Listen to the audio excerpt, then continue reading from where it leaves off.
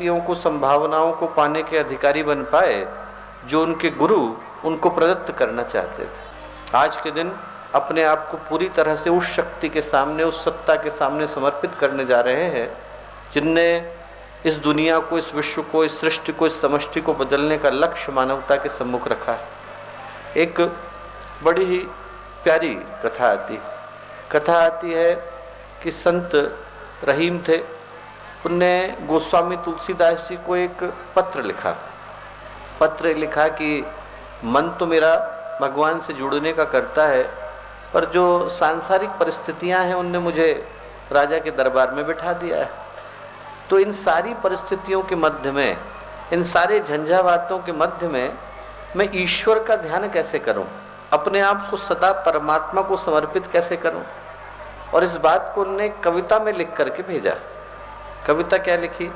कविता लिखी कि रहीमन इस संसार में, कि हे रहीम, इस संसार में, रहीमन इस संसार में मन चाहे करता, मन तो ईश्वर को पाने का करता है। दो घोड़े की सवारी कैसे करे सवार?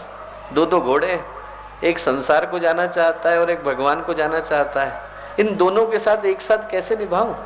उनने गोस्वामी तुलसीदास जी को पत्र में बस एक कविता लिख करके भेजी, एक ये दोहा लिख करके भेजा। तुलसीदास जी ने उस दोहे का उत्तर दोहे में दिया। क्या दिया? उनने कहा, रहीमन इस संसार में हरि की राखो टेक। घोड़े पर जब चढ़ते हैं तो आप टेक लगा करके चढ़ते हैं। बोले रहीमन इस संसार में हरि की राखो टेक, भगवान की टेक लगा के रखो।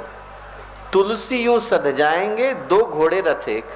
दो घोड़े होते हैं, रथ एक होता है, और तब भी दोनों साथ जुड़ करके चलते हैं। बोले इस संसार में करो कोई भी कार्य, पर जो मन है, दिल है, वो भगवान से जोड़ करके रखो। जो आज की दीक्षा का दिन है वो ये याद दिलाने के लिए आता है कि आज के दिन हमारे घोड़े पर हम घुड़सवार के रूप में गुरुदेव को बिठाने जा रहे हैं। हमारा जो जीवन है वो उनको समर्पित होने जा रहा है।